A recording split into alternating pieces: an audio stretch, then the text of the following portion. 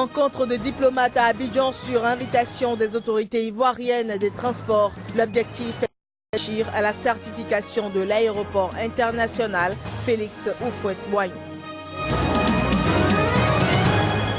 Les promoteurs d'hôtels exigent des dédommagements au Niger. Dans ce pays, les manifestations anti-Charlie Hebdo ont fait d'importants dégâts matériels pouvant s'évaluer à des milliards. Puis il sera aussi question de la CAN 2015 dans cette édition. La Côte d'Ivoire qualifiée pour les quarts de finale, quant à la Guinée et le Mali, ils sont restés à la stricte égalité. Bonjour à toutes, bonjour à tous. Au Niger, les manifestations anti-Charlie Hebdo des 16 et 17 janvier dernier ont été lourdes de conséquences économiques. Les pertes s'évaluent en milliards de francs CFA. Les victimes, notamment les promoteurs hôteliers, exigent des dédommagements. Le point, c'est avec notre correspondant au Niger, Abdoulaye Karim Mahamadou. Ce sont au total 57 bars-restaurants, 14 hôtels et le magasin de la Société nigérienne de brasserie qui ont été détruits, saccagés et incendiés lors des manifestations anti-Charlie Hebdo du 16 et 17 janvier 2015 à Zender et Niamey. Un véritable crime économique car les pertes se chiffrent à milliards de francs CFA. En termes de chiffres, on peut parler de milliards parce qu'on est à 300 millions de dégâts causés. L'Association nigérienne des professionnels du tourisme et de l'hôtellerie a condamné ces actes de vandalisme et de barbarie perpétrés contre ses membres. En effet, une employée de bar a été tuée lors de la manifestation de Niamey. Plusieurs autres employés ont été blessés. L'association exige que justice soit faite et que tous ceux qui ont perdu leurs biens dédommagés. Demande et exige du gouvernement de rechercher, juger et sanctionner les coupables de ces dérives macabres conformément à la loi. Sollicite du gouvernement le dédommagement des victimes dans un meilleur délai afin que ces derniers puissent très rapidement reprendre leur activité. Les événements du 16 et 17 janvier 2015 sont inédits au Niger. C'est la première fois que le pays a connu une manifestation d'une telle ampleur et qui a fait 10 morts pour une question religieuse. C'était là le reportage du correspondant de Sika TV au Niger, Abdoulaye Karim Mahamadou. Le Ghana fait face à de nombreux problèmes d'énergie. Le pays a signé cette semaine un accord avec 2 compagnies dans le cadre d'un projet intégré de gaz et de pétrole dans les champs pétroliers de Cape 3 Point, ce qui devrait booster l'économie ghanéenne qui a longtemps souffert de l'incapacité du pays à satisfaire les demandes en énergie. Voici un extrait des déclarations du président de la compagnie Vitol et du président du Ghana. I'm absolutely delighted after starting this project way back in 2007. J'étais très heureux au début de ce projet en 2007-2008 et c'est quelque chose qui est en train de devenir concret pour les Ghanéens et pour Eni et Vitol. On a reçu beaucoup de soutien de la part du gouvernement, du Ghana National Petroleum Corporation et du président que nous apprécions beaucoup. Maintenant, nous devons nous y atteler et avec votre accord et votre soutien, nous allons nous assurer que ce projet soit une réussite pour le pays. And so this should be a bit C'est une nouvelle pour le Ghana. Cela assure que le Ghana aura assez d'énergie pour soutenir son économie au rythme de ces dernières années.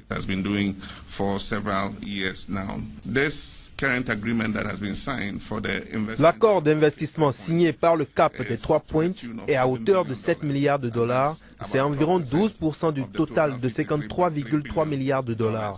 C'est sans doute le plus gros investissement sur le continent africain cette année. In an African country in this particular year. Les autorités ivoiriennes espèrent recevoir le plus rapidement possible la certification de l'aéroport international Félix Houphouët-Boigny d'Abidjan. Cette certification devrait permettre aux compagnies américaines d'atterrir en toute quiétude dans cet aéroport. Dans cette attente, le ministre ivoirien des Transports a convié quelques diplomates accrédités à Abidjan à une visite du site. Paterne Assemian, le correspondant de Sika TV à Abidjan, était de l'expédition. 18h55 GMT, mardi 28 janvier 2014. Pour la première fois en Afrique de l'Ouest et à Abidjan, a atterri sur le tarmac de l'aéroport international Félix Faure-Boigny l'Airbus A380, le plus gros avion civil de transport au monde. Presque un an après, jour pour jour, cette image dévoile les ambitions des autorités ivoiriennes à obtenir la certification de l'aéroport d'Abidjan. En matière de sûreté, comme nous avons 78%, bon, largement au-dessus des 60% qui est la barre exigée pour être mieux classé. Donc on a toutes les chances avec nous aujourd'hui. Bon, l'une des difficultés aussi, c'était de trouver une compagnie prête à desservir Abidjan et vice-versa. Donc aujourd'hui aussi, on n'a pas de problème à ces les deux plus grosses compagnies américaines pour que effectivement la concurrence aidant, on puisse résoudre le plus rapidement possible ces problèmes. Terence Makoulé, diplomate américain, et quelques ambassadeurs accrédités en Côte d'Ivoire étaient les hôtes du ministre ivoirien du Transport, Gaoussou Touré. En attendant la décision des autorités de l'aviation civile américaine, les visiteurs ont eu l'occasion d'évaluer les potentialités de cette infrastructure économique ivoirienne. Je ne suis pas un expert en la matière, mais je peux vous dire que j'ai été très impressionné par toutes les mesures qui ont été mises en place, toutes les dispositions qui ont été mises en place ici à Abidjan pour assurer la sécurité et la sûreté de l'aviation civile et des passagers. Aujourd'hui, plus de 25 compagnies desservent la capitale économique ivoirienne. Gaoussou Touré a, au cours de cette visite, exprimé la volonté du gouvernement ivoirien de procéder dans les mois à venir à la construction à Abidjan de la cité aéroportuaire par des opérateurs privés pour un coût de 100 milliards de francs CFA. Déjà, les aérodromes à l'intérieur du pays ont été réhabilités, ce qui facilite les vols domestiques de la compagnie Air Côte d'Ivoire. Et à présent, quelques échos de la CAN 2015 avec ce fait inédit enregistré hier. La Guinée et le Mali sont restés à stricte égalité comme dans l'ensemble de leurs matchs. Un but à chaque fois, un but partout à chaque fois. Et les deux équipes seront départagées ce jeudi même par tirage au sort. Une pratique rare et dont la dernière occurrence remonte à 1988. Parallèlement, la Côte d'Ivoire s'est qualifiée pour les quarts de finale en battant hier sur un score d'1-0 le Cameroun. Nous vous invitons à présent à suivre quelques impressions après le match. Une équipe du calibre de la de finale. Parce que vous le savez très bien, avant c'est un échec. Lui, on fait ce métier que pour gagner. Et on ne fait pas exprès quand on perd les matchs, mais on fait ce métier que pour gagner des trophées. C'est quand on est compétiteur, moi j'aime que ça, j'aime que la victoire. Ne me parlez pas de demi-finale, j'aime que la victoire. Nous avons tout donné sur le terrain. Ça a été une déception parce qu'on ne sait pas. Mais je pense qu'il faut positiver parce que l'équipe est très jeune et le meilleur reste à venir. Le meilleur reste à venir. Joël Yetonji est déjà tout prêt à vous servir la revue de ce matin. Je l'ai déjà dans ce studio avec moi. Joël Yetonji, bonjour. Bonjour Claire Stéphane Sacramento. Alors, revue, donc nous allons démarrer tout de suite par le Mali où on observe un regain des violences dans le nord du pays. Une réalité qui constitue donc la une de la presse africaine aujourd'hui. Oui, la presse africaine est largement revenue sur le regain de tension qui prévaut dans le nord Mali. Mali Jet, dans sa parution du jour, affiche une dizaine de morts dans une attaque suicide contre les rebelles. L'information Nord Mali l'évoque amplement et parle aussi d'une dizaine de morts dans une attaque suicide contre les rebelles. À Bamako, croit savoir que ce sont les rebelles Touareg qui se cachent derrière cette attaque. Le groupe Touareg Gassia revendique l'attaque. Africom se penche sur une autre zone de tension, la Libye, et parle de la réunion de l'UA pour mettre un terme à la guerre civile.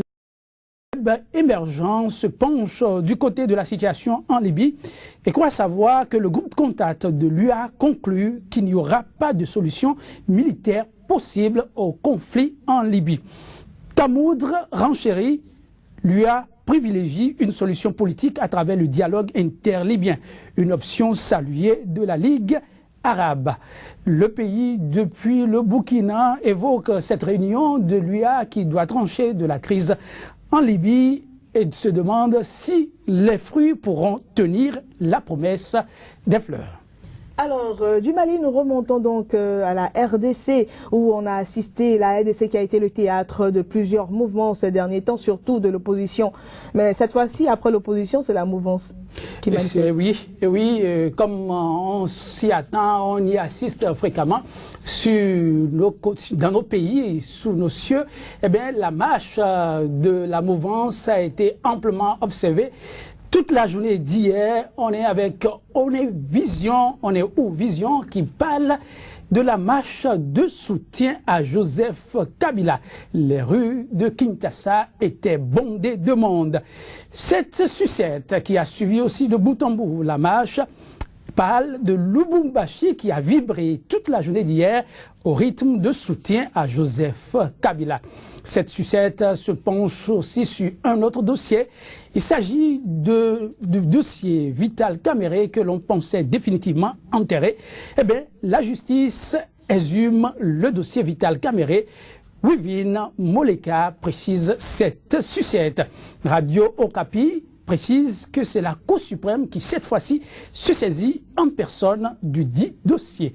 Sénéweb nous aussi au tribunal pour parler de l'affaire Karim Wade. Cette fois-ci, Bibou Bougie en personne, debout, sans sa canne et sans les perfusions, s'est prononcé à la barre. Je ne suis le faire-valoir de personne. J'ai créé ma première société à la naissance de Karim Wade. Karim Wade a à peine ouvert les yeux quand j'ai mis sur pied ma société, donc je n'ai rien à attendre de Karim Wade. Yomi revient sur ses déclarations et précise en filigrane, Bibou Bougie assure ne pas être un prête-nom. Et le Bénin apparaît également à la une de quelques journaux parus donc sur le continent africain, plus précisément par rapport au prétendu délit d'invité dans le cadre du COSLEPI.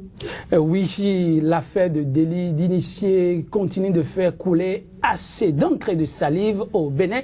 La Nouvelle Tribune précise dans sa parution de ce matin, affaire délit d'initié au COSLEPI, la présidence réagit en faveur de Tchabisika. Matin Libre rapporte les observations de la présidence de la République. Le Matin, se penchant sur le même dossier, parle plutôt du chef de l'État, Yahi, qui prend la défense de Tchabisika. Le potentiel va dans le même sens avec quelques précisions. Yahi prend une position inappropriée et menace. Des élections, il en est également question dans bien d'autres pays, dont le Togo. Forum de la semaine, le quotidien togolais, rapporte que Kofi Yam revient sur le dossier de candidature unique de l'opposition et propose une mise entre parenthèses de Jean-Pierre Fabre pour corriger le tir. Liberté se penche sur la position de Gilles Chris Olympio et des ministres UFC qui veulent UADA, le candidat de l'UNIR. Il s'agit là donc d'une division apparente au sein de l'opposition. L'Indépendant Express va plutôt à la CENI, et la CENI qui fait une confession et reconnaît qu'il y a eu assez de ratés. Alors la CENI se décide à prolonger l'opération de révision des listes électorales. Puis la CAN 2015 qui se déroule en Guinée équatoriale fait du football africain quand même une grande actualité depuis ces derniers jours quand même. Mais la liste donc des qualifiés pour les quarts de finale est toujours incomplète. Oui, c'était une grande surprise hier. La liste, on l'attendait tous. On s'attendait à ce qu'on ait finalement une liste complète, mais à l'arrivée, la liste, comme vous l'avez mentionné, était incomplète. On n'a pas pu connaître le nom de tous les qualifiés, les 8 qualifiés, non. Alors, Abidjanet nous informe qu'au bout du suspense qui aura vraiment duré, eh bien, la Côte d'Ivoire a fait la surprise. La Côte d'Ivoire a tourné la page de ses échecs face aux Lions indomptables. La Côte d'Ivoire, précise Abidjanet, s'est qualifiée pour les quarts de finale. Football 365 précise Côte d'Ivoire qualifiée. Tirage au sort entre le Mali et la Guinée. Guinée-Conakry Info revient sur cette situation d'hier et précise que le destin du Sili national est suspendu au sort. Donc cet après-midi, on connaîtra le nom du 8e qualifié pour les quarts de finale, Claire. Ben, bonne chance à toutes les deux équipes alors que la meilleure gagne. Oui, on ne peut que souhaiter ça à l'équipe gagnante. C'est bien dommage, on aurait souhaité, sinon personnellement, j'aurais souhaité bien voir le Sili qualifié, mais ce n'est pas encore perdu. Eh bien, c'est la fin de cette édition. Mesdames et messieurs, merci pour votre attention et à bientôt.